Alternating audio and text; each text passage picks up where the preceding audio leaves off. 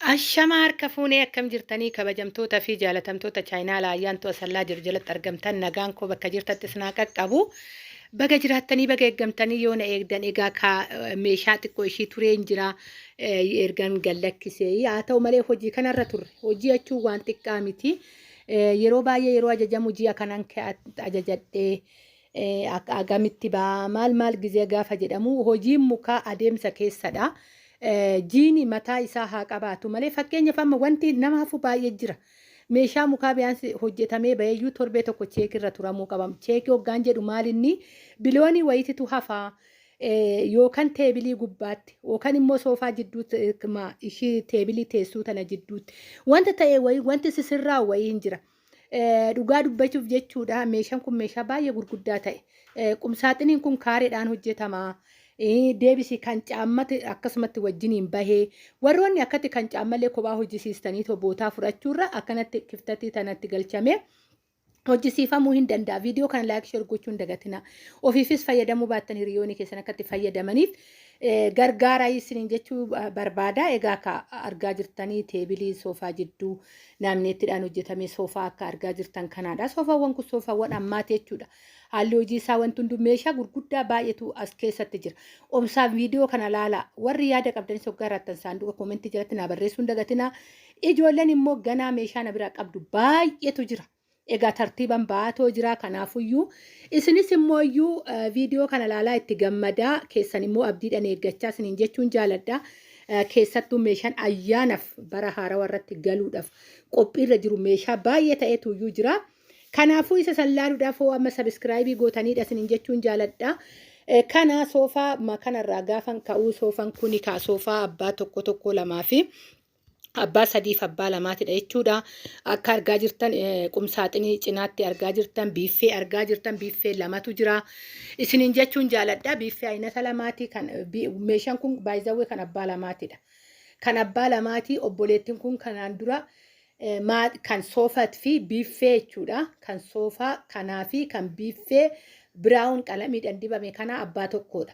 Kanaan dura meeshaan galcheef meeshaa galcha qofa osoo hin taane obboleettii kana maatii sabiraayizii naa godhinaan jetteetan maatiin abbaa jabaa qabdi galata rabbi hunduyyuu abbaan gootadha haatis akkasuma garuu abbaan na bira dhufaniitidha jechuudha. Kanan sabiraayizii godhee egaa viidiyoo akkuma isiniin jedhe maatii gallakkisuun baay'ee ulfaata. Erga inni meeshaa suni galee raawwatee meeshaa mana guutuu kan meeshaa manaaf ta'u galchitee amma immoo deebiteetoo hojjetteef jechuudha meeshaa kana biiffee kanaa fi biiffee kana baay'izawwee dhiifama guddaa viidiyoo jalqabaati irratti argitaniitoo jirtu wanni tana geexii asitti tana hoggaan viidiyoo waraabuu ganaa galaa jirti. Kanaafani yeroo baay'ee waan tokko gaafa waraabbamu cheekii godhamuu qaba kan jedhee maaliif rooba gannaa meeshaan gadi ba'ee ol deebi'uun baay'ee nama rakkisa. Kanaafan viidiyoo waraabe ishee takkitti achitti hafte asumaan immoo jidduudhaan dubbachaa deema.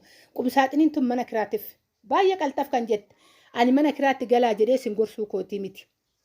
Waa beekuu qabdan keessaa jiraate taananii mana kiraatti nama hin gorsu. Keessattuu biyya ormaatitti dadhabdanii galtanii mana kiraa jiraachuu jechuun indagana ammallee garbummaa lammaffaa jedhee tayyaadaan. Maaliif wannumti itti socho'aa moomuun jiru mana baay'izawwee iddoon hojii rakkoon qabu kireeffamee hojjetama baratamaadha kun akka biyya keenya qofa osoo hin ta'in akkuma addunyaa ittuu kireeffamee ni hojjetama iddoon hojii. Jireenyaaf garuu haa xiqqaattu haa guddattu kan akka mana ofii hin jiru. Tuni mana kiraatiif warra biyya keessa jirudha. Ishiin jidduu biraawunii dibamte tuni qalxaf jettee meeshaa sibsib namaa goote. Amma madaabaraatti deebi'ameera akka durii feestaaliin hin jiru. Sibsib gootee uffatas waan jiru hundaa achi keessa naqattee mana keessa saaloonii keessa gorachuu dandeessa jechuudha. Yeroo baay'ee mana kutaa hirriibatii fi saaloonii kireeffachuun warra biizinasii jabaa qabu malee baay'ee ulfaata biyya keenyatti waan ta'eef qumsaaxiniin adiin tunillee akkasuma qalxaf jettuudha. Garuu mana kiraa qofaaf osoo hin ta'in mana jabaadhaaf taati gubbaarran kontiroonii qabdi waan taateef yookaan immoo saanduqa bootaa ansoolawwan koofartiin taa'uu qabdi waan ta'eef iyyuu isiniin jechuun jaaladha. Egaa kana suni garuu mana jabaa ta'eedha jechuudha kan galu kaareedhaan hojjetame inni naamneetti hojjetame jechuudha. Maaliif inni kaareedhaan deebisii kan caammaa barrii tokko kophaa itti qaba. Barri nu akkaataan hojii ishii bakka lamaan banamti.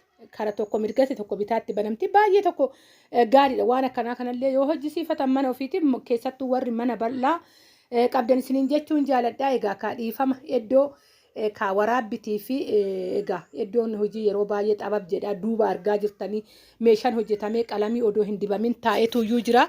Isiniin jechuun jaaladhaa argaa jirtu duubattis meeshonni biraa hojjetamaa jiru waan ta'eef bootaan xababnatteedhe argaa jirtanii isiniyyuu ka meeshaa kanaaf ragaa dheedheen tan yaada akkasuma warri yaada qabdanis warri qeeqa soo qabaattan.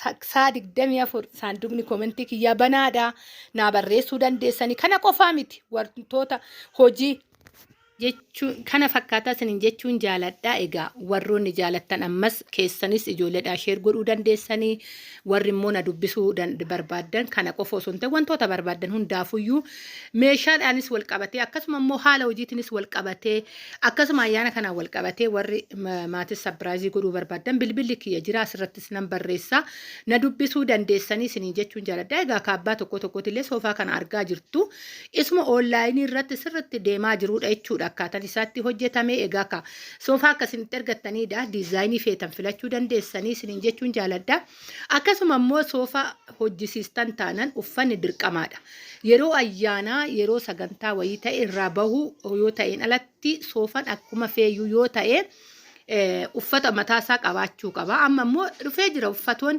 salphaatti namni kamuyyuu miiccachuu danda'u isa sanitti uffisuu qabdu isiniin jechuun jaaladha meeshaa hojjisiistaniin balleessina yeroo baay'ee erga galee maanacha keen booda fa'aa warroonni gaabbantu jira maaliif isa koo warri sii hojjete si faanatti hin jiraatu sii hojjeta malee gaheen isaa waan ati xalabatte yookaan ati ajajatte hojjetanii galmaan ga'uudha achiin booda nafaana mana koo namni naa jiraachisu hin jiru si faana namni mana keessii jiraachisu hin jiru ofiif jiraachifatta kanaafuu uffata qabdanii ijoolletu jira namni baadiyyaadha namatti dhufaa biyya keessas namatti dhufaa kallattii adda addaanii uffata miiccanii itti uffisuun dirqamaadha erga manacha keen booda soofaan baay'ee rakkisaadha.